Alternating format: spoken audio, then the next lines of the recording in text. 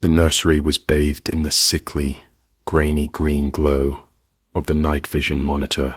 On the screen, the image was silent, a frozen tableau of a room that should have been peaceful.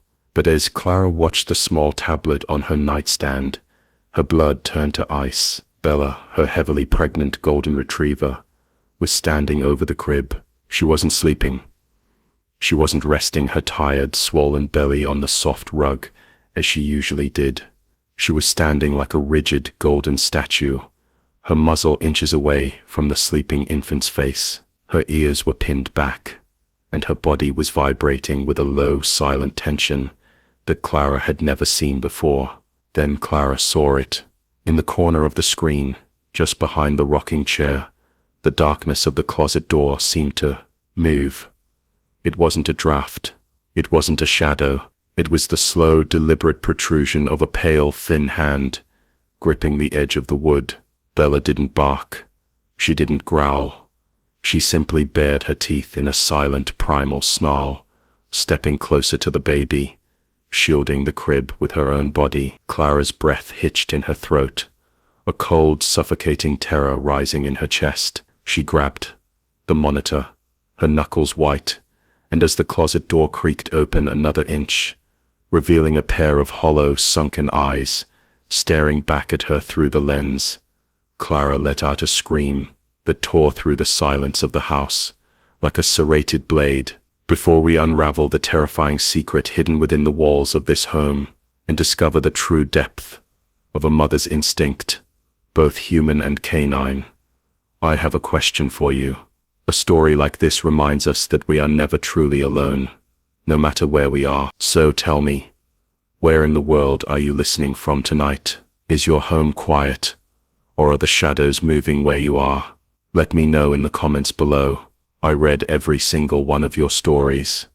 Also, I have a humble dream. I am working tirelessly to reach 1,000 subscribers by the end of this year. We are building a pack here, a community of people who appreciate the depth of these narratives and the bonds that protect us. It would mean the world to me and this channel if you joined our pack today. Please click that subscribe button. It's a small click for you, but for me, it is the fuel that keeps these stories alive. Thank you.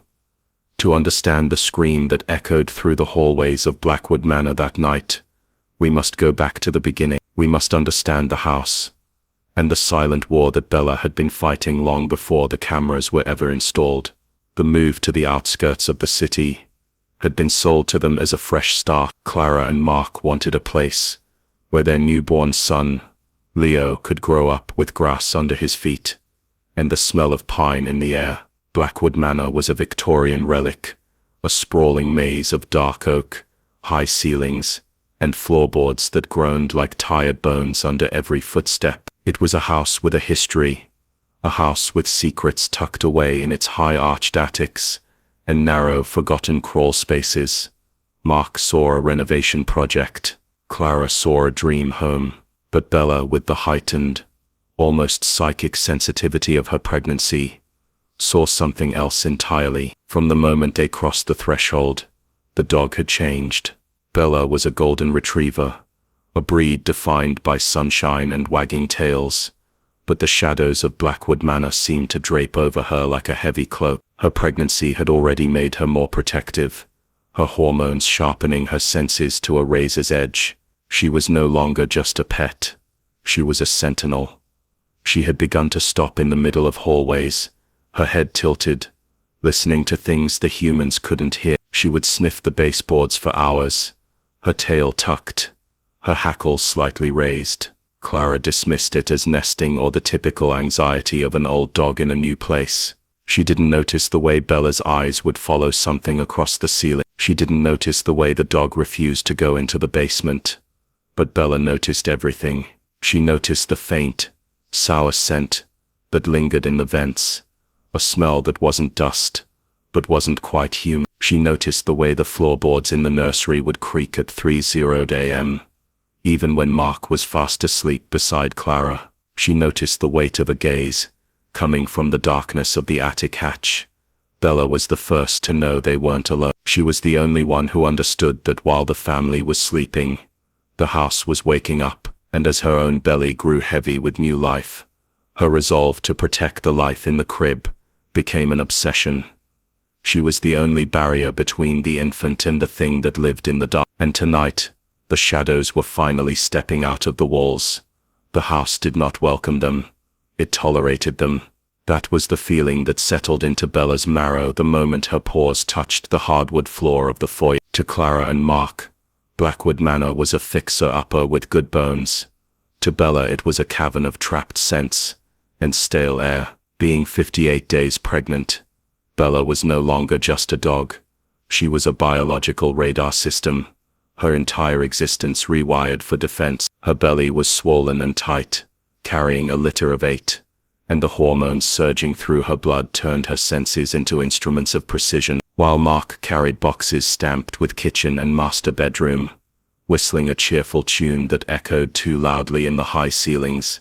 Bella stood by the front door, refusing to cross the threshold fully. Her nose, wet and twitching, dissected the air of the house layer by layer. Top layer, lemon pledge, and fresh paint, the smell of the real estate agent's attempt to mask the past. Middle layer, old cedar, dry rot, and damp plaster, the smell of the house's age. Bottom layer, something else. It was faint, buried deep beneath the floorboards and behind the drywall. It was a scent that didn't belong to the architecture. It was organic, sour. It smelled of unwashed skin, stale adrenaline, and something metallic, like the taste of a copper penny. It was the scent of a predator that had marked its territory, not with urine but with presence. "Come on, Bella girl," Mark called out, clapping his hands. "Don't be shy. New kingdom, new rules." Bella let out a low, hesitant huff. She stepped inside, her claws clicking sharply on the oak floor. She didn't wag her tail. She walked with a stiff, heavy gait, her golden eyes darting to the corners of the room where the shadows seemed to pool like spilled ink. The first day was a blur of chaotic noise, the rip of packing tape, the thud of furniture, the wail of baby Leo demanding his bot. The noise was a distraction for the humans, a wall of sound that kept them from hearing what Bella heard. While Clara unpacked the nursery upstairs, Bella patrolled. She didn't nap. She didn't seek out sunbeams. She moved room to room, creating a mental map of the threat. The kitchen was safe. The living room was safe. The basement smelled of damp earth, and that sour copper scent, but stronger. Bella stood at the top of the basement stairs, staring down into the black abyss.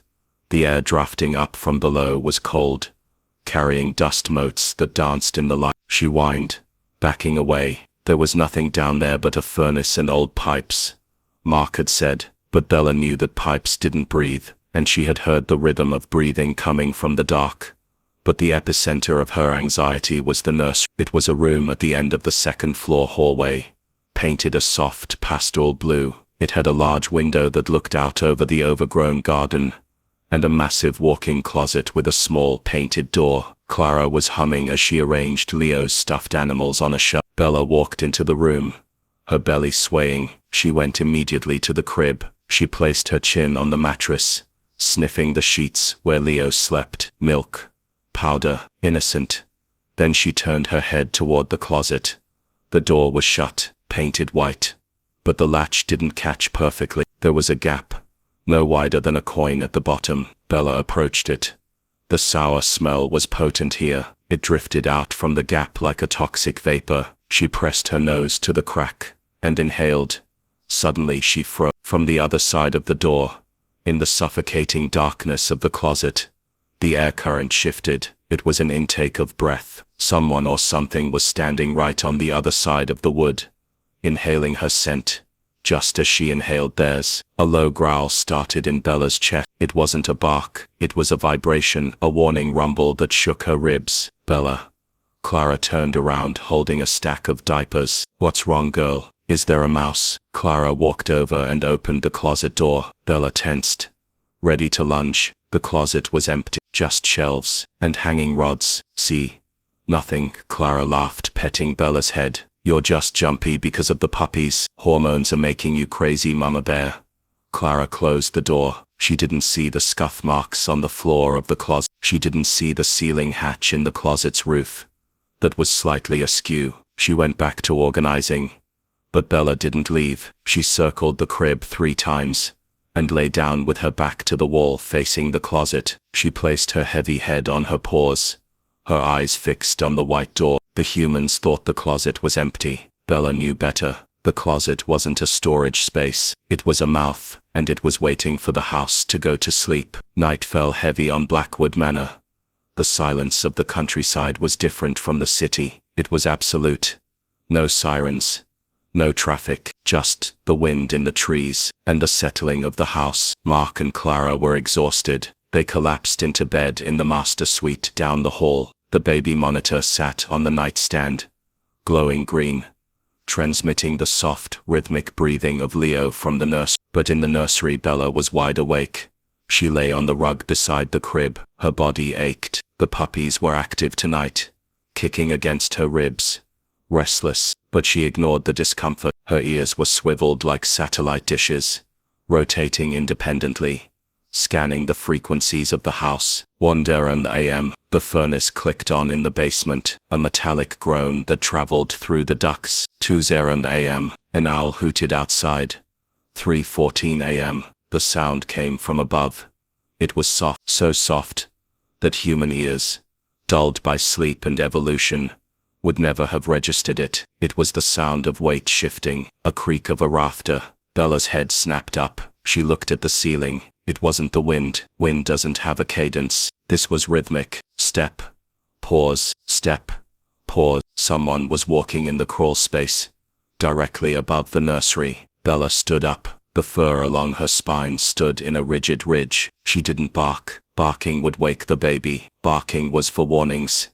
This was beyond a warning. This was a siege. The footsteps stopped directly above the closet. Then, a faint, scraping sound, like fingernails on wood, or a latch being lifted. Bella moved. She positioned herself between the closet and the crib. She planted her paws wide, her heavy belly slung low. She bared her teeth, pulling her lips back to reveal the white fangs usually reserved for chewing rawhide bones. A scent drifted down from the ceiling vent. It was the sour smell again, but stronger now. It smelled of excitement. It smelled of hunger. The baby Leo stirred in his sleep. He let out a small cry. Immediately the sound above stopped. The intruder was listening. Bella let out a snarl. It was loud enough to be heard in the room, but not loud enough to trigger the audio on the baby monitor down the hall, which filtered out background white noise. "I hear you," the snarl said. "Come down, I dare you." For 10 minutes, the standoff held, a pregnant dog on the floor, and a shadow in the ceiling. Then the footsteps retreated, creak, creak, fading toward the other side of the house, toward the master bedroom. Bella didn't relax. She didn't lie back down. She spent the rest of the night pacing the perimeter of the crib, her claws clicking a nervous rhythm on the floorboards. She nudged the crib leg with her nose every few minutes.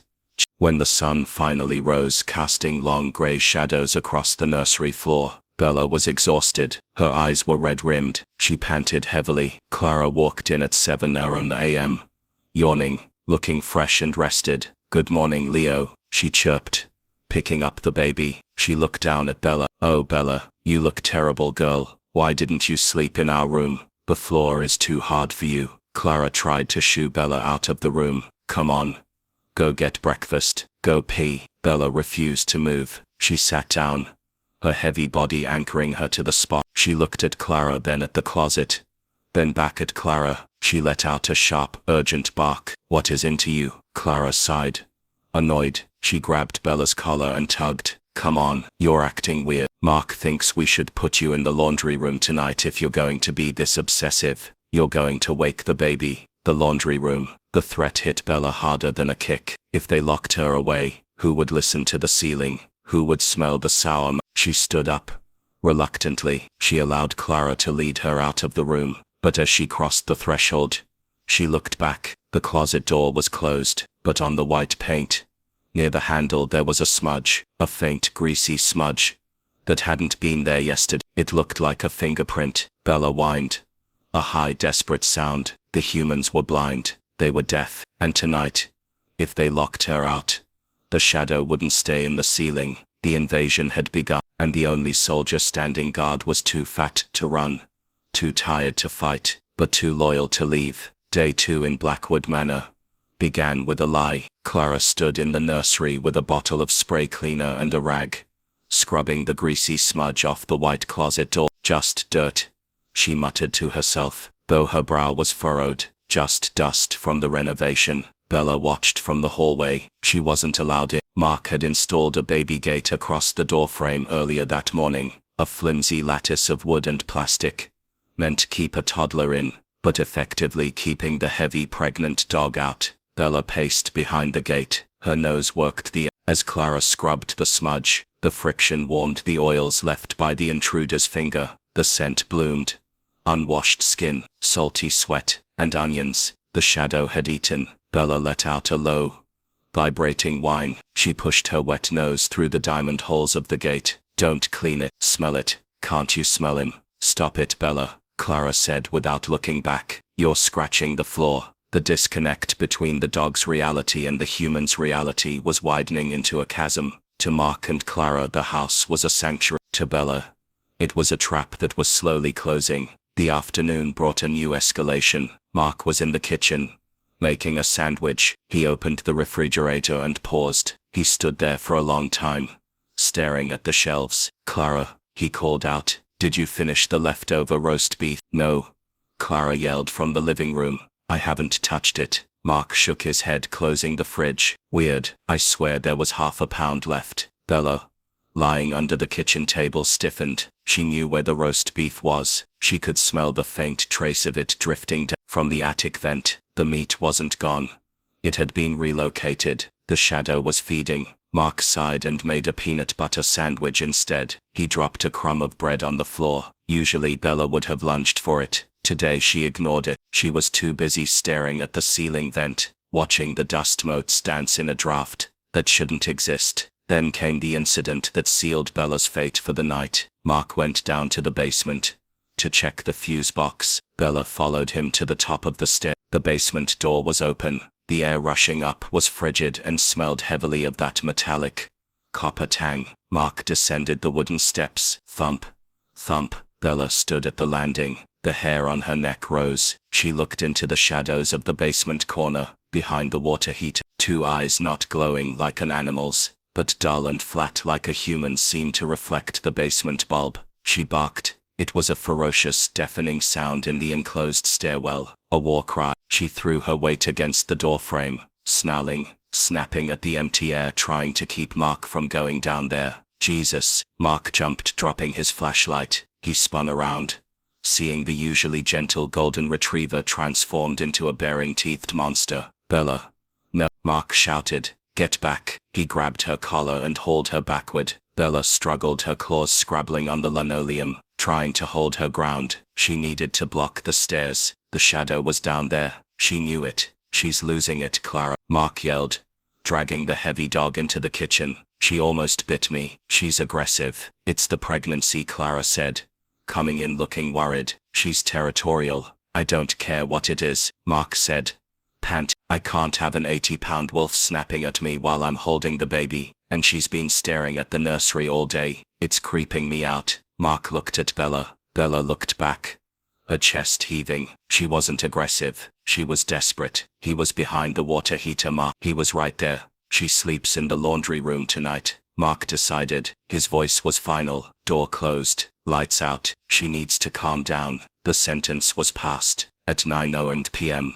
the ritual began, but instead of curling up on the rug at the foot of their bed, Bella was led to the other side of the house. The laundry room was a small tiled space off the kitchen. It smelled of bleach and detergent, chemical smells that burned Bella's sensitive nose and masked the organic scent of the intruder. Mark put down her water bowl and a thick blanket. Stay, Mark commanded. Be a good girl. Go to sleep. He stepped out. He closed the door. Click. The lock engaged. Bella stood in the dark. The room was soundproofed to dampen the noise of the washing machine. Now it dampened her ability to protect the pack. She was isolated, blind, deaf. She threw herself against the door. Thud. It didn't budge. She scratched at the wood, her nails carving long grooves into the paint. She whined, a high-pitched cry that spiraled into a howl. Quiet. Mark's voice muffled through the door. Go to sleep, Bella. Silence fell. Bella paced the small room. 3 steps turn.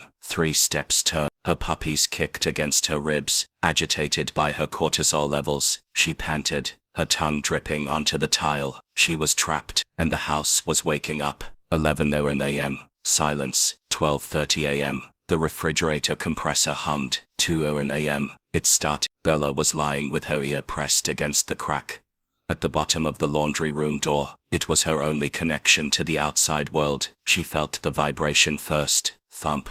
Thump. Footsteps. But they weren't the heavy, heel-striking steps of Mark, and they weren't the light, quick steps of Clara. These were sock feet, sliding, careful, testing the floorboards for squeaks. Before committing the weight, they were coming from the kitchen. They passed the laundry room door. Bella stopped breathing. She sniffed the crack. The scent was overwhelming.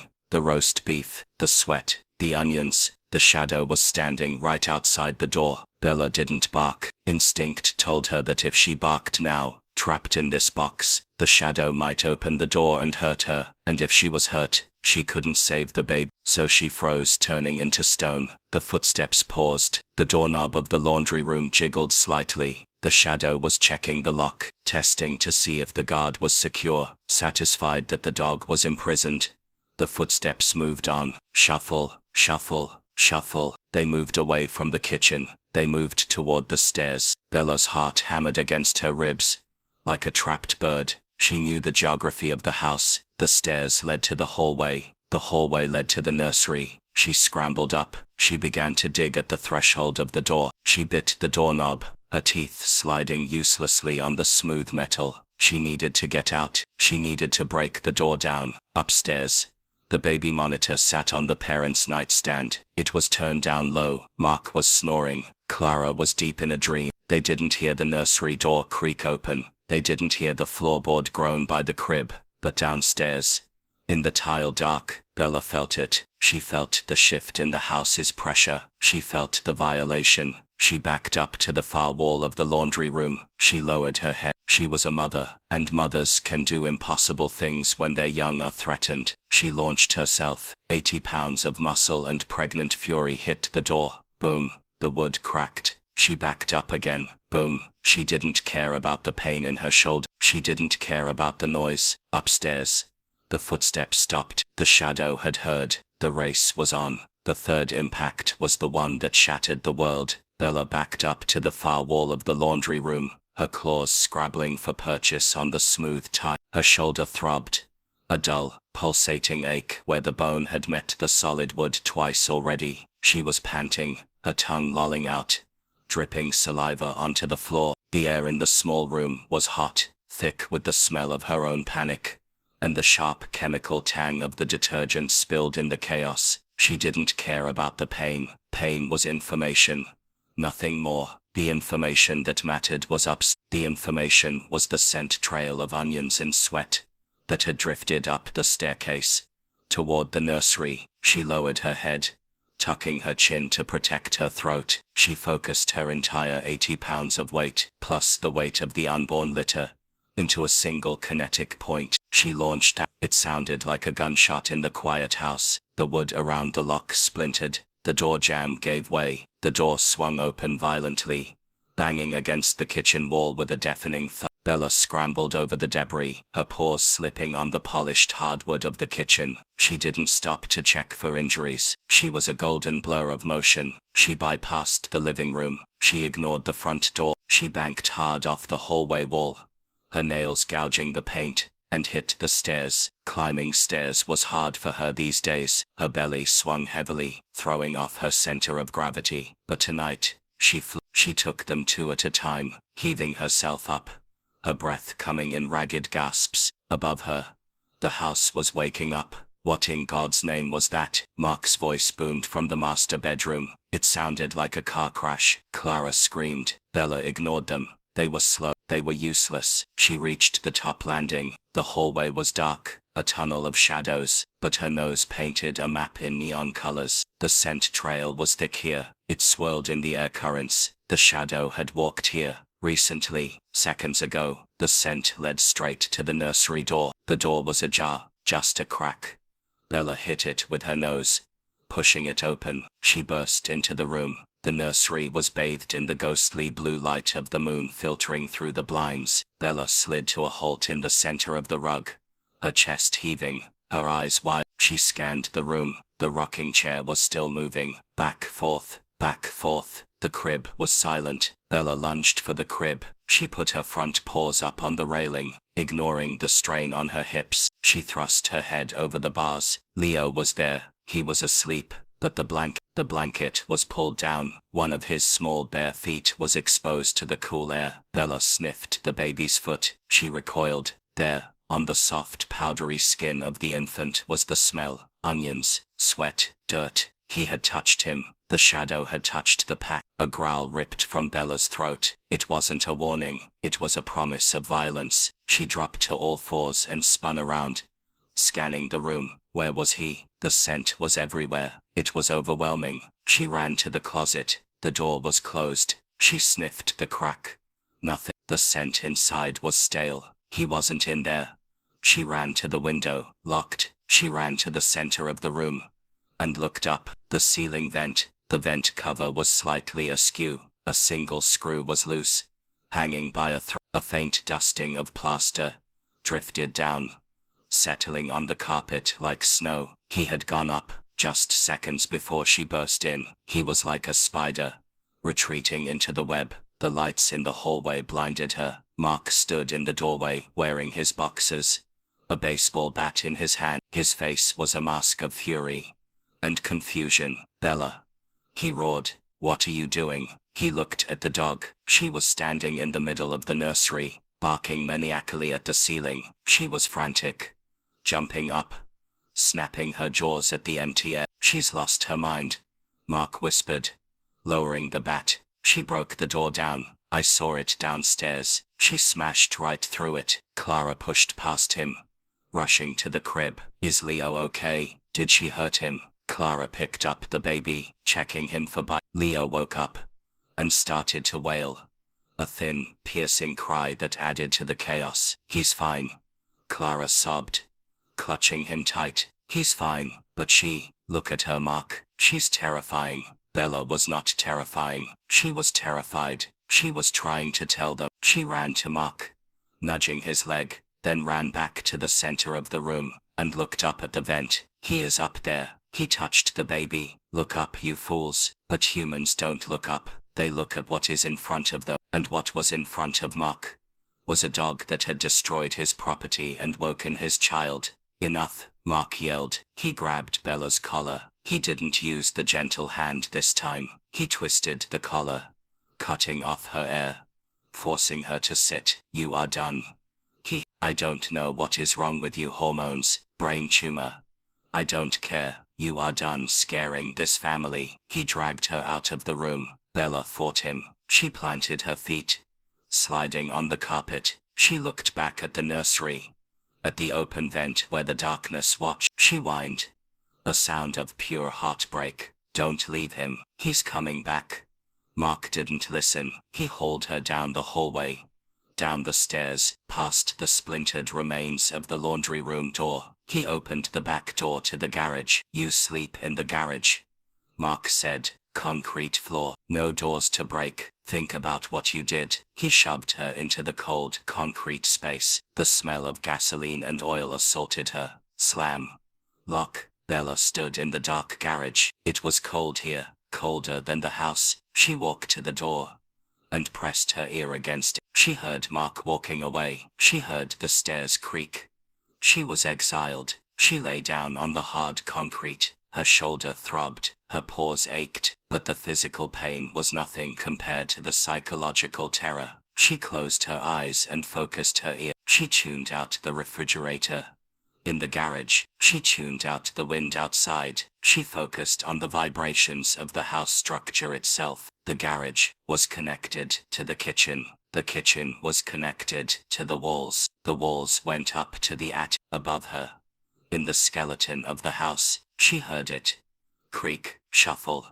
Creak. The footsteps were moving again. They weren't retreating. They were pacing, back and forth, directly above the nursery. The shadow was agitated. He hadn't finished what he came to do. Bella's interruption had spooked him, but it hadn't stopped him. Bella lay in the dark, helpless. She knew something the humans didn't. The intruder wasn't a thief. A thief takes the TV and leaves. A thief runs when the dog barks. This intruder didn't run. He hid. He waited. He was nesting, just like her. And in the hierarchy of the house, there could only be one alpha. The next morning, the atmosphere in Blackwood Manor was brittle. The air felt thin, like glass about to shatter. Mark fixed the laundry room door with a piece of plywood and anger. He didn't look at Bella when he let her in from the garage to eat. He put the bowl down and walked away. Bella ate quickly. She needed the strength. The puppies were restless, rolling in her belly like stones. She felt heavy. The birth was coming soon.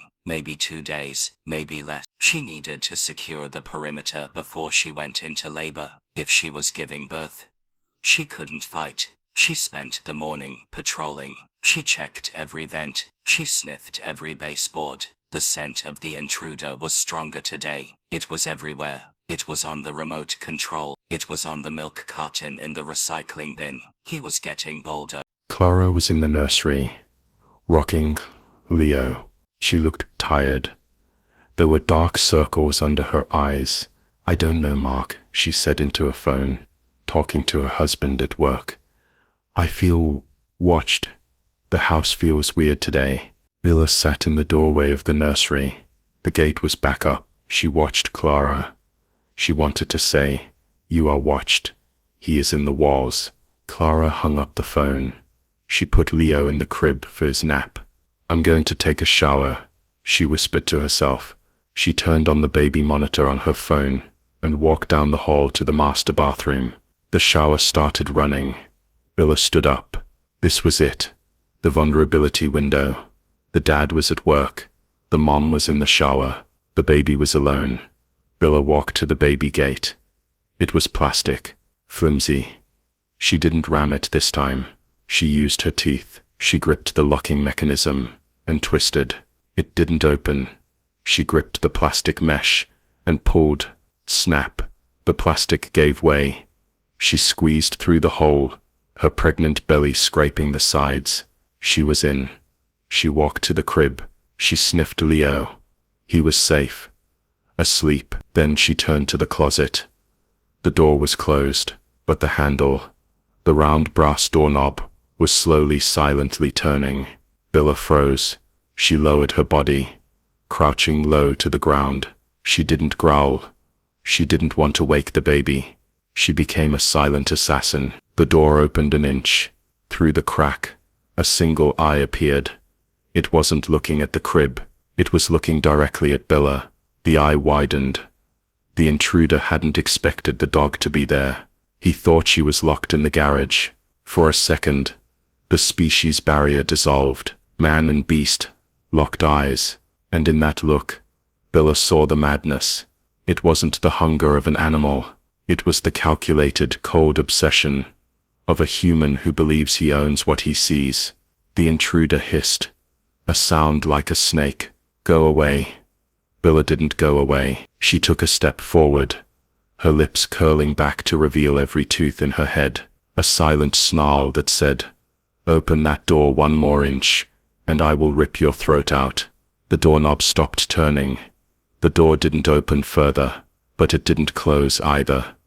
It was a stalemate. Suddenly, the shower turned off down the hall.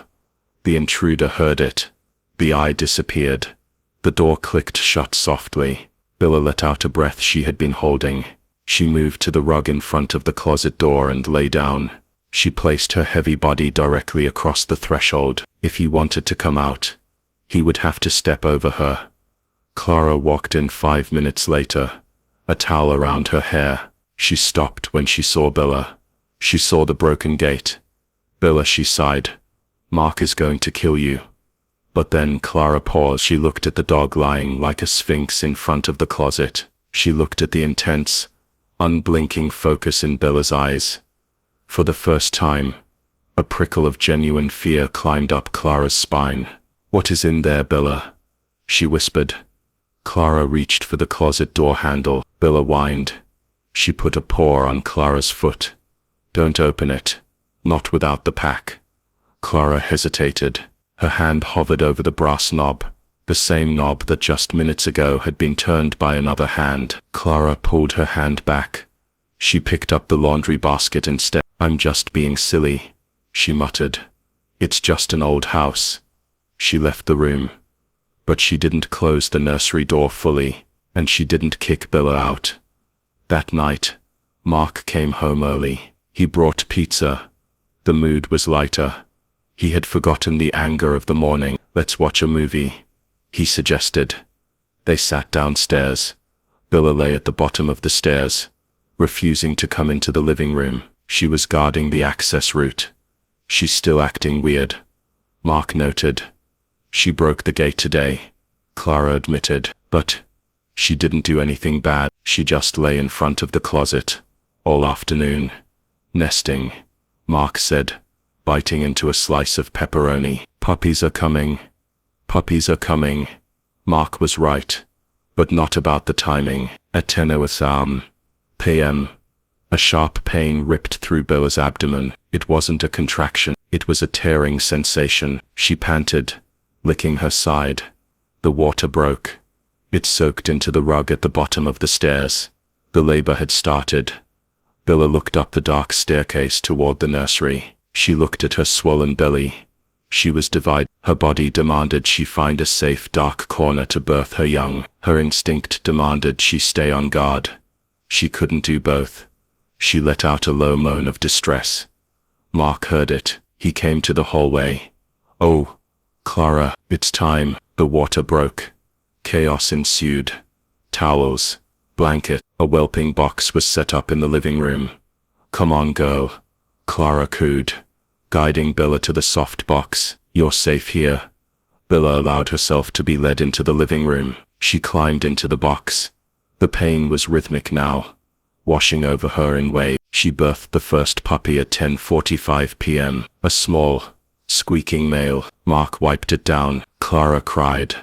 It was a beautiful moment of life. But while the family was focused on the miracle in the living room, focused on the first, then the second puppy, upstairs the nursery was empty. The guardian had left her post, and the closet door slowly, silently, swung wide open. The air was heavy, humid, and thick with the primal sense of birth. The metallic tang of iron, the sweet milky aroma of amniotic fluid, and the musk of wet fur. To Mark and Clara, this was a miracle. They sat on the floor surrounded by towels, their faces flushed with adrenaline and joy. "Look at this one," Clara cooed, drying off the third puppy. A tiny squirming slick of gold. "He's huge. Bella, you did so well." Bella lay on her side in the whelping box, her chest heaving. She was exhausted. Her body was trembling, caught in the rhythmic vise of contractions that squeezed her abdomen every 20 minutes. She licked the newborn puppy blindly, her tongue rough and rhythmic, cleaning his face, stimulating his first breath. It was the most powerful instinct in nature, a mother caring for her new young. It consumed her focus. It flooded her brain with oxytocin, the chemical of love, trying to drown out the cortisol, the chemical of fear. But Bella was not just a mother. She was a guardian. And even as she nursed the 3 squeaking lives nestled against her belly, a part of her brain remained detached, cold and wired to the ceiling of the room. She couldn't hear the upstairs anymore. The sound of Mark's excited whispering, the squelch of the birth, the whimpering of the puppies. It created a wall of white noise, but she could feel the house. Blackwood Manor was like a drum. When something moved on its skin, the vibration traveled through the frame. Bella's flank was pressed against the floorboards. Through the wood she felt a tremor. Thump. Soft. Thump. Soft. It was directly above the living room chandelier. The nursery. The intruder wasn't hiding in the closet anymore. He was moving freely. Bella stopped licking the puppy. She lifted her head, her ears straining. A low whine built in her throat, a sound of pure distress that clashed with the happy atmosphere of the room. "Shh. Shh.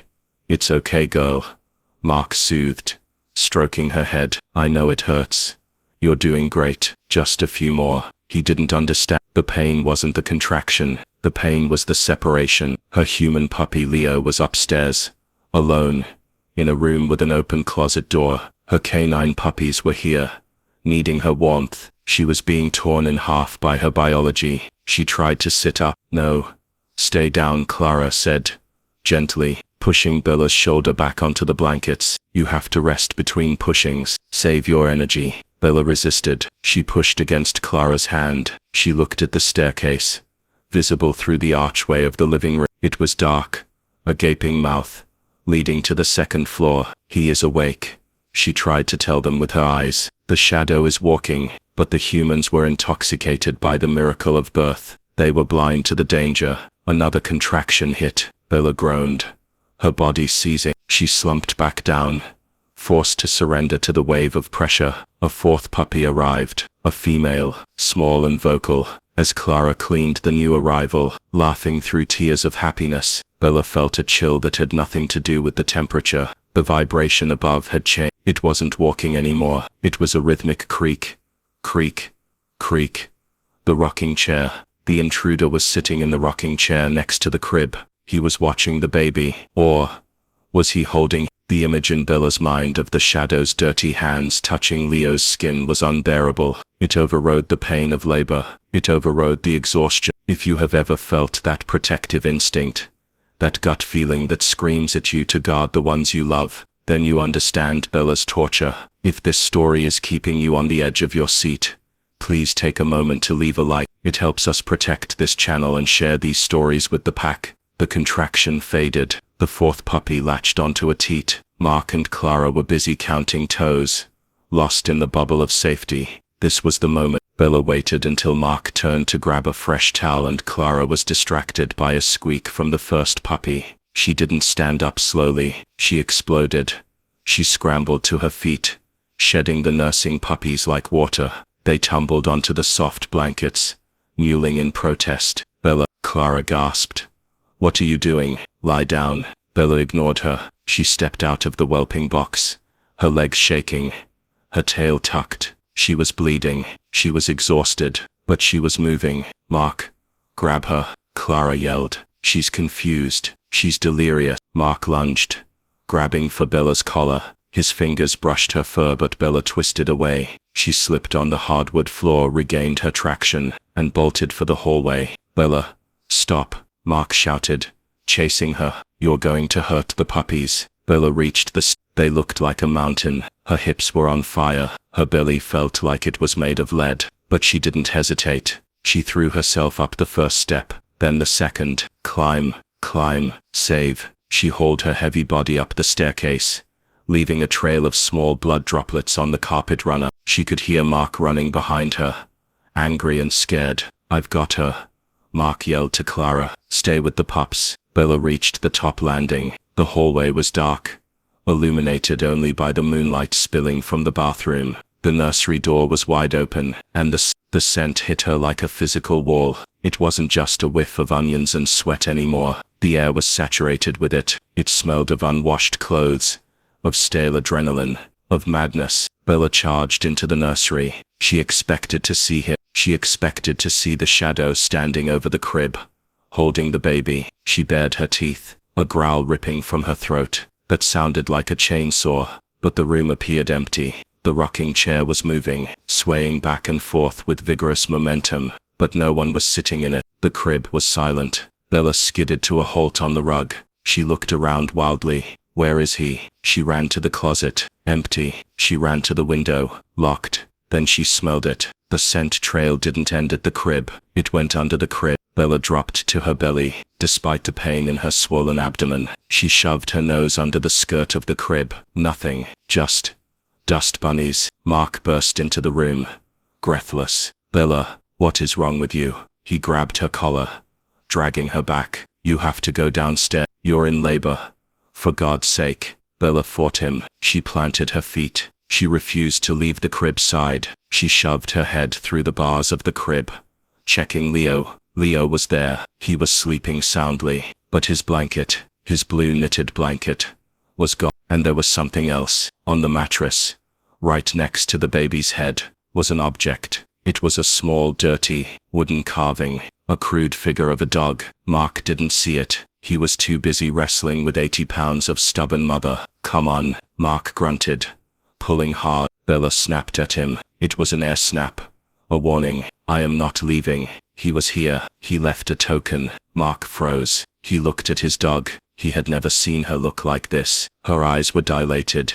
Huge black pools of terror. She was trembling so hard her teeth chattered. She had abandoned her newborn puppies to come here. Why, dogs don't do that. Not unless the threat to the existing pack outweighs the need of the new pack. A cold prickle of unease finally penetrated Mark's frustration. He looked around the room. The rocking chair was still slowing down. Creak. Stop. Did you hit the chair? Mark whispered to the dog. Bella didn't look at the chair. She looked at the ceiling vent. Mark looked up. The vent cover was securely in place, but a single cobweb, stretching across the corner of the vent, was broken. It fluttered in the draft. Mark, Clara's voice came from the baby monitor on the nightstand. Is everything okay? The puppies are crying for her. Mark looked at the monitor. It was the video unit, with a screen on the parent unit downstairs, and a camera here on the dresser. Yeah, Mark said, his voice shaky. I'm bringing her down. She's frantic. He managed to turn Bella around. She went reluctantly, looking back over her shoulder every step. She allowed Mark to lead her out of the room, but she stopped at the doorway and let out one last piercing bark into the darkness of the nursery. I know you are watching. They went downstairs. Bella returned to the box. She licked her pup. She birthed 3 more over the next 2 hours. 7 puppies. 7 healthy, golden lives. The house settled down. The adrenaline faded. Mark and Clara were exhausted, but ecstatic. They cleaned up the mess. They turned off the lights downstairs. I'm going to sleep in the guest room downstairs with Bella, Mark said, just in case she needs help in the night. Okay. Clara yawned. I'll take the monitor upstairs. I'm going to crash. Clara walked up the stairs. She walked past the nursery door. It was closed now. Mark had closed it. She went into the master bedroom. She placed the baby monitor tablet on her nightstand. She climbed into bed, pulling the duvet up to her chin. She was asleep in seconds. The house grew quiet. 2:00 a.m. Bella was lying in the whelping box downstairs. Her puppies were nursing. A row of contented sighs. Mark was asleep on the sofa nearby, but Bella was awake. She was staring at the ceiling. She heard it. Scrape.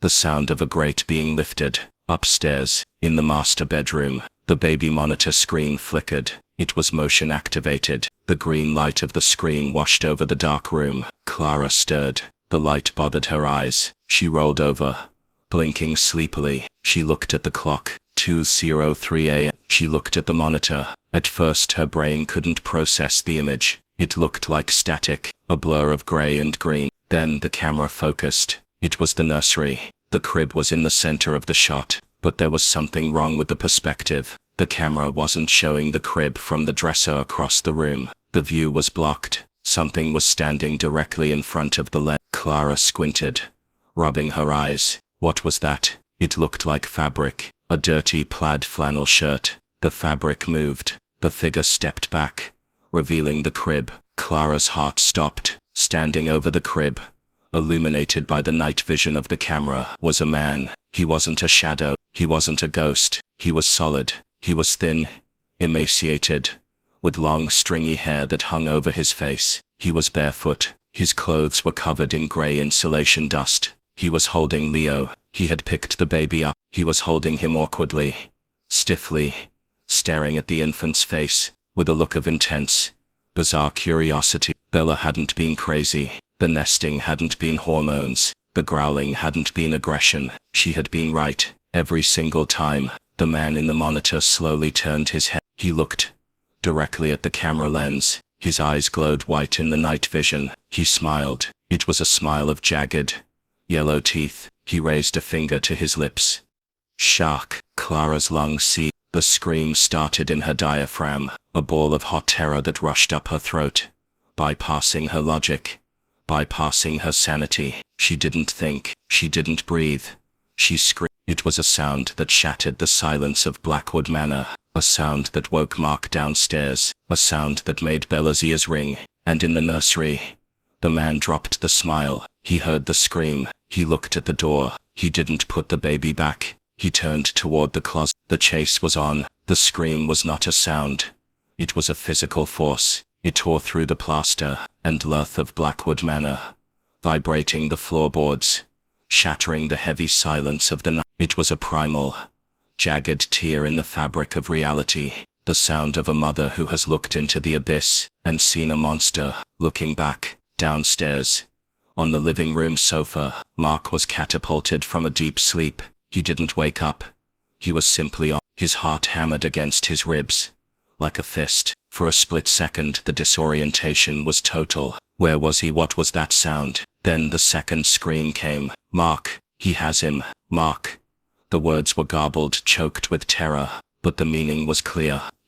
Mark scrambled off the couch, his feet tangling in the blankets. He hit the floor hard, scrambling up, adrenaline flooding his system with ice-cold clarity. He didn't look for a weapon. He didn't think. He became a projectile, launching himself toward the hallway. In the whelping box, Bella was already standing. She had heard the movement upstairs before the scream. She had felt the shift in weight on the ceiling joists, but the scream confirmed the nightmare. The shadow had broken the truce. The shadow had touched the human pup. Bella looked down at her litter. 7 tiny, blind, squirming miracles. They were mewling, sensing the sudden drop in temperature. As their mother's warmth left them, they needed her. Her body screamed at her to lie back down to nurse, to recover from the trauma of. Her hips felt like they were grinding glass. Her abdomen was a hollow ache, but the pack upstairs was dying. She made the choice that defines a guardian. She stepped out of the box. She ignored the whimpers of her newborns. She ignored the pain. She lowered her head, ears pinned back, and engaged her claws into the hardwood floor. She ran upstairs. The hallway was a blur of motion. Clara had reached the nursery door. Her hands were shaking so badly she almost couldn't grip the frame to swing herself inside. She burst into the room. The scene was a tableau of horror illuminated by the moonlight. The intruder was halfway to the closet. He was moving with a strange, jerky fluidity, like a spider. He held Leo against his chest with one arm, his dirty flannel shirt pressing against the baby's pristine onesie. Leo was awake now, wailing a thin, terrified sound that cut Clara to the bone. Put him down, Clara screamed, lunging forward. She didn't think about the danger. She didn't size up the opponent. She was a mother. She threw herself at them. The intruder spun around, his eyes wide and glowing in the dark. He hissed, a wet, animalistic sound. He lashed out with his free hand, catching Clara in the shoulder. The force of the blow was shocking. It wasn't the strength of a gym-goer. It was the wiry, desperate strength of the insane. Clara stumbled back, crashing into the changing table. Lotions and wipes rained down. "Don't touch me," the man rasped. His voice was like grinding stones. "He's mine. I watched him grow. He's mine." He turned back to the closet. He wasn't trying to leave via the door. He was going deeper into the house. Mark burst into the room. He took in the scene in a millisecond. Clara, on the floor. The man, the baby.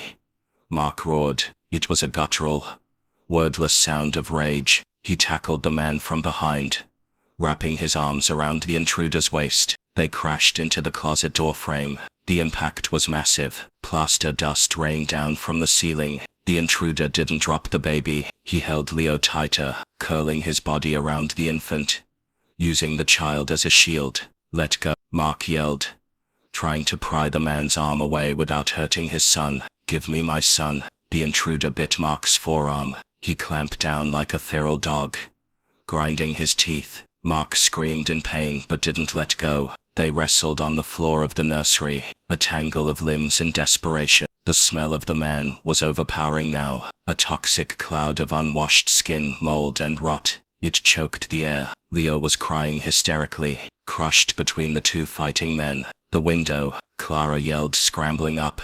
"Get him away from the closet." The intruder kicked out, his heavy boot catching Mark in the knee. Mark's leg buckled. The grip loosened for a fraction of a second. That was all the intruder needed. He slithered out of Mark's hold like an eel. He scrambled backward into the closet. Mark lunged again, grabbing the man's ankle. "No you don't," Mark grunted. The intruder looked down at Mark. His face was illuminated by the moonlight. It was gaunt, covered in sores with eyes that held zero humanity. He reached into his pocket and pulled out something shiny. A screwdriver. A long, rusty screwdriver sharpened to a point. He raised it. "Mark, watch out," Clara screamed. The intruder brought the weapon down, but before the metal could pierce flesh, a golden missile entered the room. Bella didn't bark. She didn't announce her arrival. She came in low and fast, a silent streak of fury. She had climbed the stairs on bleeding paws. She had left her puppies. She had nothing left to lose. She saw the weapon. She saw the threat. She launched herself through the air. Her jaws clamped onto the intruder's wrist, the one holding the screwdriver. Her teeth sank deep, hitting the intruder shrieked. It was a high, inhuman sound. The screwdriver clattered to the floor. Bella didn't let go. She shook her head violently, using the momentum of her 80 pounds to drag the man away from the baby. She growled, a sound that came from the depths of her chest, vibrating through the floorboards. "You touched the pack. You end here."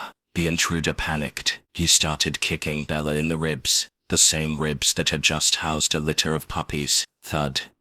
Thud. Bella yelped as the air was driven from her lungs, but she tightened her grip. She tasted his blood. It tasted bitter, toxic. "Get Leo," Mark yelled to Clara, rolling away and grabbing the baby from the intruder's loosened grip. Clara snatched Leo up, clutching him to her chest, running to the far corner of the room. "I've got him. I've got him." Now it was Mark, Bella, and the intruder. The intruder realized he had lost the hostage. He kicked Bella one last time, a savage blow to her head. Bella's vision blurred. Her grip faltered.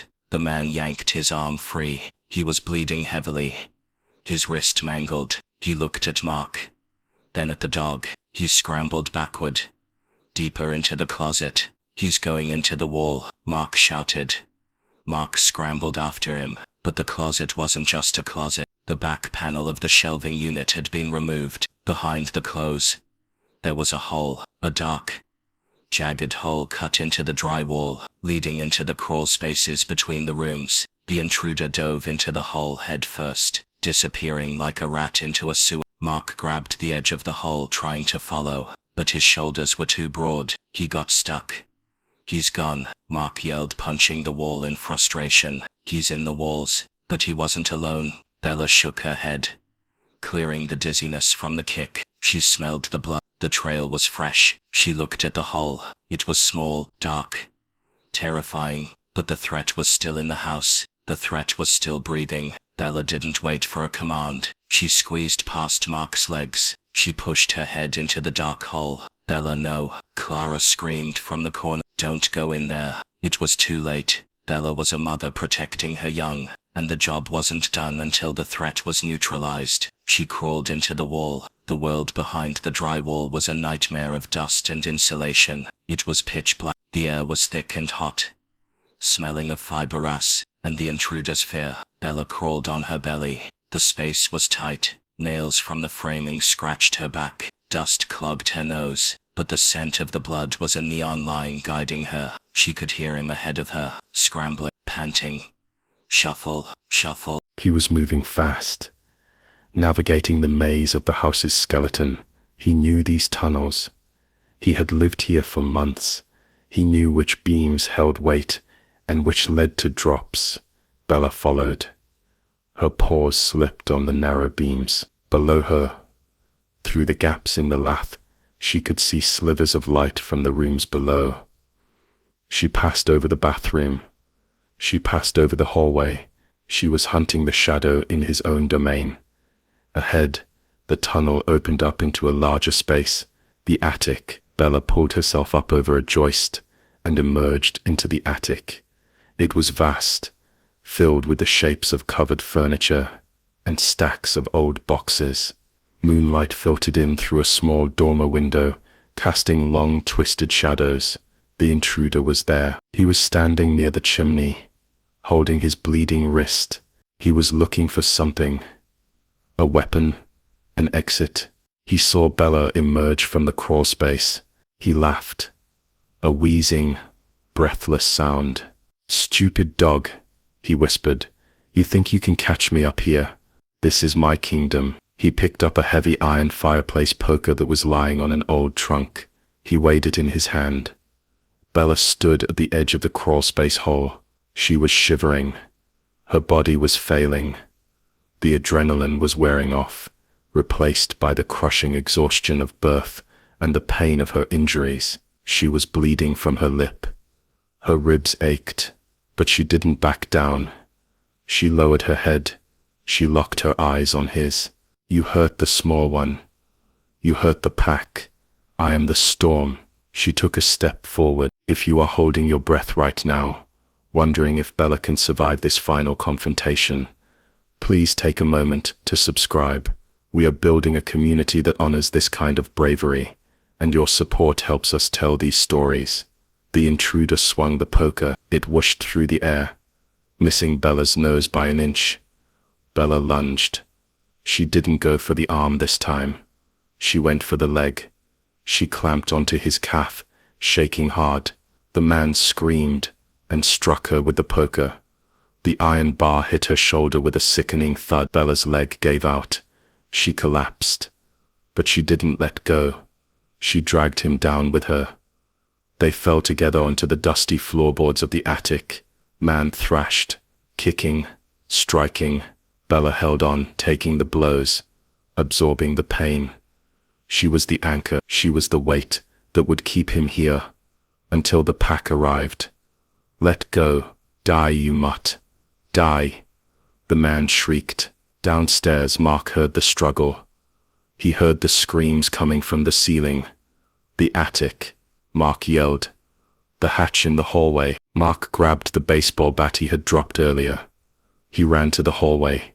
He reached up and pulled the cord for the attic stairs. The ladder slid down. Mark scrambled up, taking the steps 3 at a time. His head popped up into the attic. He saw the intruder was on top of Bella, raising the poker for a killing blow to her skull. Bella was limp, her golden fur matted with blood and dust, but her jaws were still locked onto the man's leg. "Hey!" Mark roared. The intruder looked up. Mark didn't hesitate. He didn't issue a warning. He climbed into the attic and swung the baseball bat.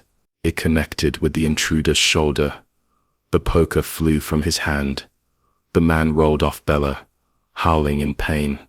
Mark stood over him, the bat raised. "Don't you move. Don't you dare move." The intruder curled into a ball, sobbing. The fight had left him. Mark kicked the poker away. He looked at Bella. "Bella," he whispered. Bella didn't move. She was lying on her side, her eyes closed. Her breathing was shallow, a rattling sound in her chest. The blood from the intruder's leg was pooled around her mouth, mixing with the dust. Mark dropped to his knees beside her. He touched her side. She was cold. "Bella girl, can you hear me?" Bella's tail gave a tiny, almost invisible twitch. Thump. She opened one eye. It was glassy. She looked at Mark. She looked at the man curled on the floor. "Is he down? Is the baby safe?" "He's down, girl." Mark choked out, tears cutting through the dust on his face. "You got him. You saved us." From the floor below, the sound of sirens began to wake. Blue and red lights flashed against the attic window, spinning through the dust like a disco ball. The police were here. Mark put his hand on Bella's head. "Hold on, Bella. Just hold on. The ambulance is coming for him.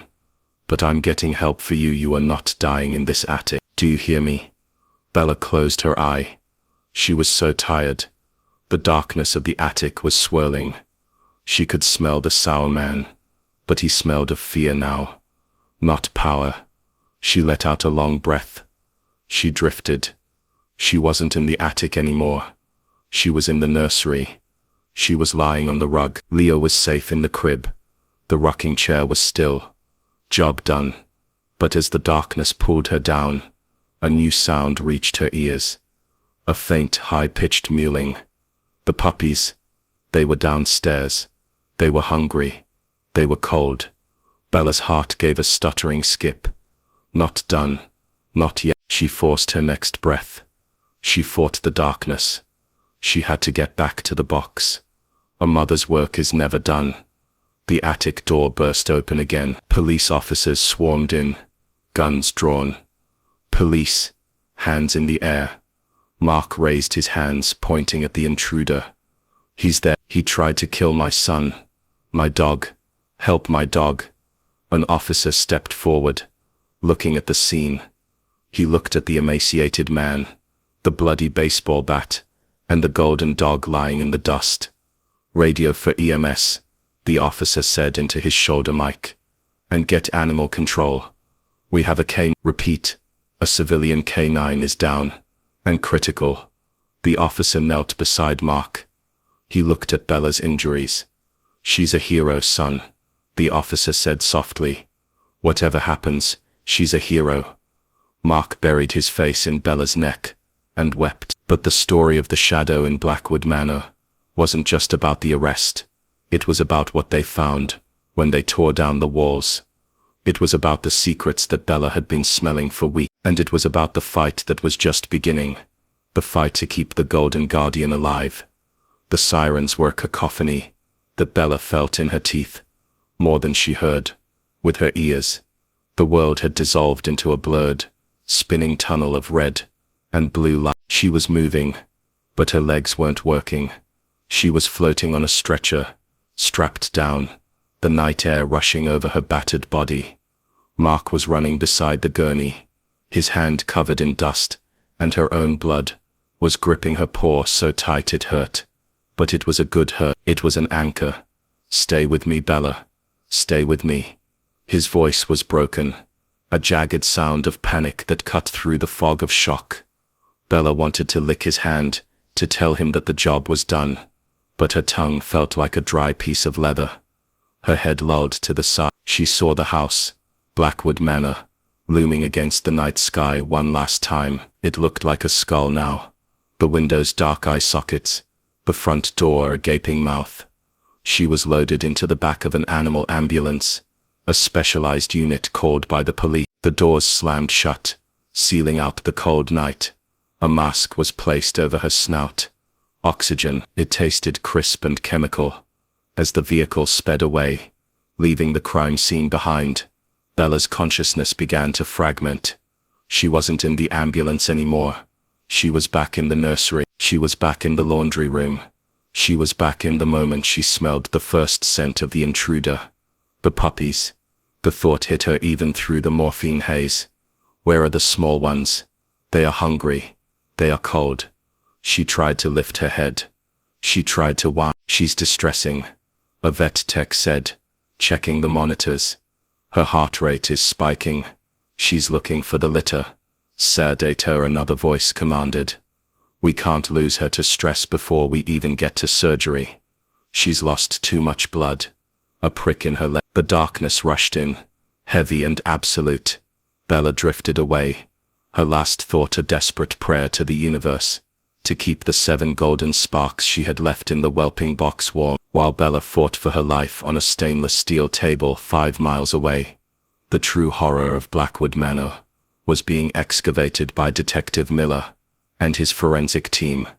Mark had stayed behind for the police report while Clara went with the baby to her mother's house. He sat on the back of an ambulance, a shock blanket wrapped around his shoulders, watching the police swarm his home. Mr. Henderson. Mark looked up. Detective Miller, a man with tired eyes and a flashlight, stood there. He looked pale. We need you to see this, Miller said. You need to understand what your dog was fighting. Mark stood up on shaky legs. He followed the detective back into the house. They didn't go to the nursery. They went to the closet, where the intruder had emerged. The police had torn down the back wall of the closet, revealing the crawl space behind it. He's been here a long time, Miller said, shining his light into the void. Weeks. Maybe since you moved in. Mark peered into the space between the walls. It wasn't just a crawl space.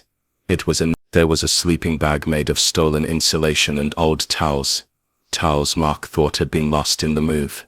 There were empty food wrappers. The roast beef. The bread.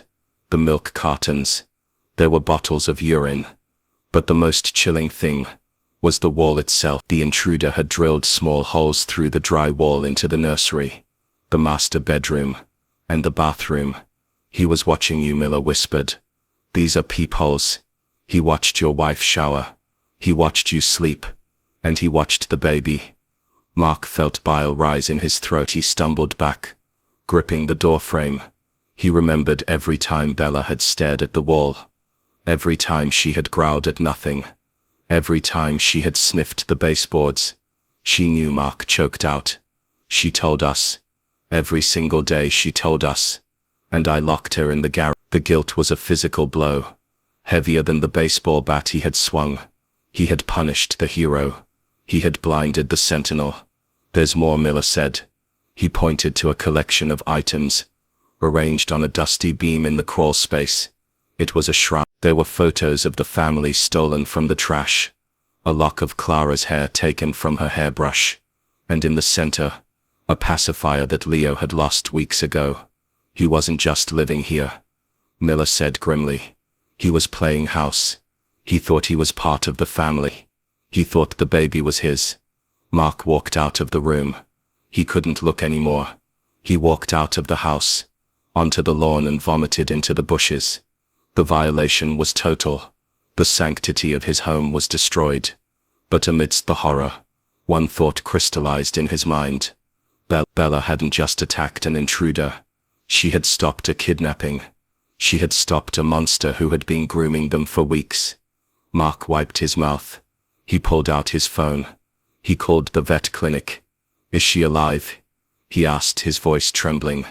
Tell me she's alive. She's in surgery, Mr. Henderson, the receptionist said gently. It's touch and go. She has severe blunt force trauma to the ribs, and significant blood loss. But she's fighting. She's a strong mother. The puppies, Mark said suddenly. I have 7 newborn puppies in a box in my living room. They haven't nursed in 4 hours. They need their mother. Bring them, the receptionist said immediately. Bring them now. Sometimes the sound of the litter is the only thing that brings them. Mark didn't wait for the police to finish. He ran back into the house, past the crime scene tape. He grabbed the whelping box, blankets and all, with the 7 sleeping puppies inside. He carried it to his car. He drove to the clinic like a man possessed. The clinic was quiet when he arrived at 4:30 a.m. He rushed in with the box. Room 2, the nurse said, pointing. Mark walked into the recovery room. It was dimly lit. The smell of antiseptic was strong. Bella was lying on a heated pad, in a large floor round. She was bandaged heavily around her ribs and shoulder. An IV line ran into her leg. Her eyes were closed. Her breathing was shallow and rhythmic, aided by an oxygen mask. She looked small, defeated. She's out of surgery, the vet whispered, standing in the corner. We repaired the internal bleeding, but her heart rate is dangerously low. She's depressed. She's not waking up from the anesthesia as fast as we'd like. Mark set the box of puppies down next to Bella's head. The puppies were hungry. They smelled their mother immediately. They started to squeak, a chorus of tiny, high-pitched mews. Mew, mew, squeak. Bella's ear twitched. The monitor beeped a little faster. One of the puppies, the bold male who was born first, scrambled over the edge of the box. He crawled blindly across the vet mat, dragging his belly, seeking the heat. He bumped into Bella's nose. He licked it. Bella's eye opened. It was groggy, clouded with drugs, but it focused. She saw the puppy. She smelled him. She let out a low, rumbling sound. Not a growl, a greeting. She tried to lift her head. She couldn't, but she shifted her body. She moved her leg, exposing her belly. She's trying to nurse, the vet said, amazed. Look at her. She's half dead, and she's trying to nurse. Mark wept openly.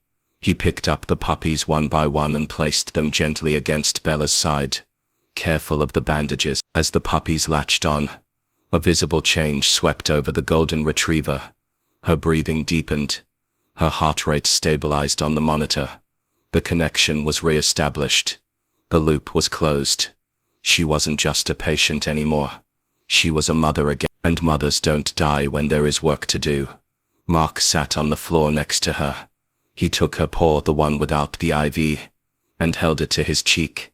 "I'm sorry," he whispered over and over. "I'm so sorry I didn't listen. You told me. Bella licked the tears off his face. Her tongue was rough and warm. She forgave him. Dogs always forgive. It is their superpower. And our greatest shame. The sun rose on a changed world. Mark and Clara never spent another night in Blackwood Manor. They could. The memory of the eye in the closet. The nest in the wall. The sound of the scream. It was too much. They stayed in a hotel for a week, then rented a small, modern apartment in the city while they searched for a new house. A house with no attics, no crawl spaces, no history. Bella came home. 3 days later. She walked with a limp. Her ribs were wrapped in blue vet tape. She was shaved in patches. But she walked out of the clinic on her own 4 paws, surrounded by a fanfare of nurses who had fallen in love with the warrior. The reunion with Leo was the moment Clara had dreaded and hoped for. She sat on the floor of the temporary apartment, holding the baby. Bella walked over. She sniffed Leo's feet. She sniffed his face. Then she did something she had never done before. She lay down on Clara's feet, positioning herself between the baby and the front door. She let out a long sigh, resting her chin on her paws, her eyes fixed on the entrance. She wasn't off duty. She was just redeployed. The news of the frogging at Blackwood Manor made national headline. The intruder, identified as a fugitive named Elias Thorne, was charged with attempted kidnapping, burglary, and animal cruelty. His mugshot, a face of madness and grime, was plastered on every screen. But the real story wasn't the monster. It was the Guardian. The internet dubbed Bella the Golden Shield. Strangers sent dog beds, premium food and toys for the puppies. But Bella didn't care about fame. She cared about the count. 1 large male, Mark. 1 large female, Clara. 1 small male, Leo. 7 tiny pups. Total 10. As long as the count was 10, she could rest. Recovery was slow. The physical wounds healed within weeks, leaving white scars under her golden fur. But the psychological wounds took longer. Bella became shadow shy. If a curtain moved in the wind, she would bark. If a floorboard creaked, she would patrol the perimeter. She slept with one eye open for months. Mark and Clara learned to listen. They learned a new language. The language of the dog. If Bella stopped walking and stared at a wall, Mark didn't pull the leash. He stopped. He looked. He checked. If Bella growled at a stranger, they crossed the street. If Bella didn't want to go into a room, they didn't go in. They realized that they had been living with a superhero who wore a fur coat. They realized that while they were busy looking at their phones and their TVs, Bella was tapped into a frequency of reality that they had long forgotten. 6 weeks later, the puppies were weaned. They were fat, fluffy balls of energy, tumbling over each other in the new backyard. It was time to find them homes.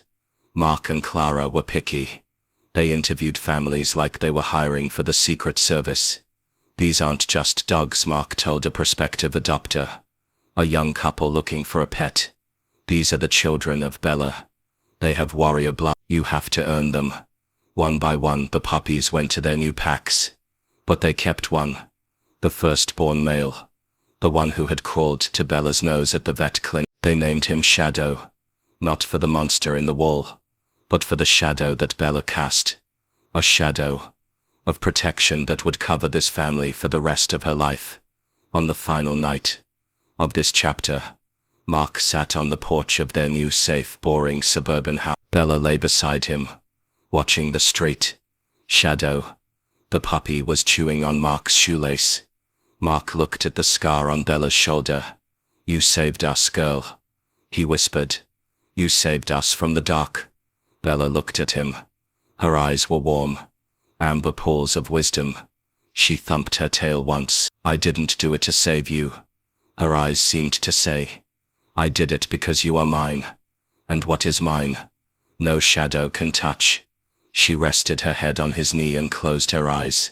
For the first time in a long time, the wind carried no scent of danger, just the smell of cut grass, barbecue smoke and peace. The house was safe. The pack was whole, and somewhere in a prison cell, a man sat in the dark, nursing a mangled arm and a crushed shoulder, haunted by the memory of a golden demon that had come out of the night to steal back what he thought was his. He had underestimated the mother, and that is a mistake that nature only lets you make once. Years have passed since the night of the screams in Blackwood Manor. The Victorian house still stands on the hill, empty and silent, its windows boarded up like eyes sewn shut. No one bought it. The local rumors turned into legends, and the legends turned into warnings. It is a place where the shadows have teeth. But 3 towns over, in a house with no attic and no secrets, life has blossomed. Bella is an old lady now. Her muzzle, once a solid mask of gold, is now sugar frosted with white. The scars on her ribs have faded under her thick winter coat, visible only when the wind blows the fur the wrong way. She walks with a stiffness in her hips, a souvenir from the cold concrete of the garage and the blow of the iron poker. But she walks with dignity. She spends her days lying on the sun-drenched rug in the living room. She sleeps deeply now. She snores. She chases phantom rabbits in her dreams, her paws twitching in a rhythm only she can hear. But she is not alone in her watch. Lying next to her, resting his head on her flank, is Shadow, the firstborn son of the litter. He is big now, broader and taller than his mother ever was. He has her eyes. He has her courage. And most importantly, he has her training. Mark and Clara learned the lesson that cost them their innocence. They learned that civilizing is a thin veneer. We build walls. We install locks. We buy cameras. We think we are safe because we have technology, but technology is blind.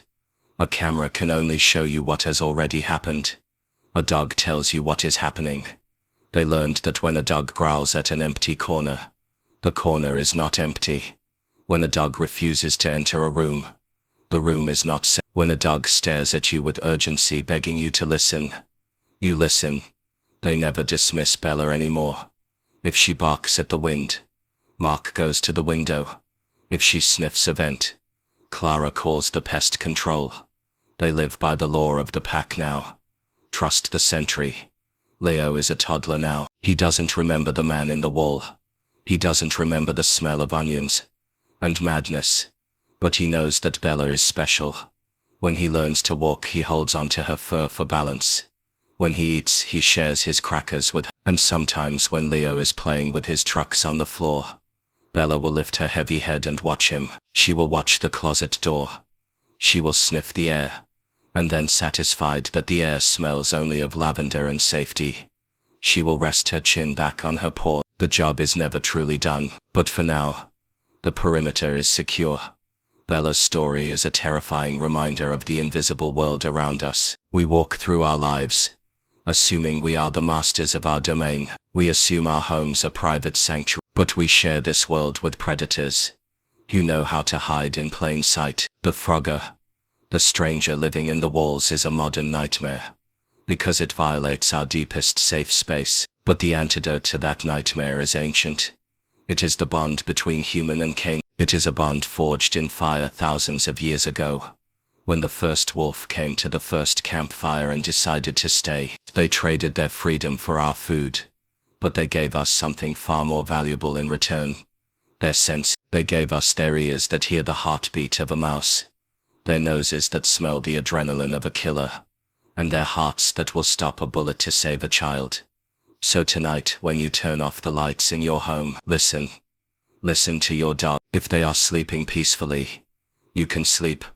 But if they are pacing, If they are staring at the ceiling, if they are growling at the shadows, don't tell them to be quiet. Don't lock them in the laundry room. Stand up, turn on the light, and look where they are looking, because they see what you cannot, and they might be the only thing standing between you and the thing that lives in the dark. Bella is sleeping now. The old warrior has earned her rest, but one ear is always swiveled toward the door, because a mother never truly retires. She just waits for the next watch. Thank you for surviving this journey into the darkness with us on Golden Heart Diaries. This story was darker than our usual tales, but it highlights a different side of the golden retriever spirit. The fierce, unyielding protector. We often see them as goofy, happy dogs, but underneath the fluff, there is a wolf who will tear the world apart to save her pack. We are closing in on our goal. My dream of 1,000 subscribers is getting closer every day. Thanks to you. If Bella's bravery inspired you, if this story made you check your own closets, please click that subscribe button. Join the pack. We are stronger together. And please, leave a like on the video. It helps the algorithm warn others about the shadow. In the comments below, I have a question for you. Has your pet ever sensed something you couldn't? Have they ever growled at nothing, or warned you of a danger you didn't see? I want to read your true stories. I want to know who is guarding your home tonight. I read every single one. Until next time, check your locks, trust your dog, and keep your heart golden.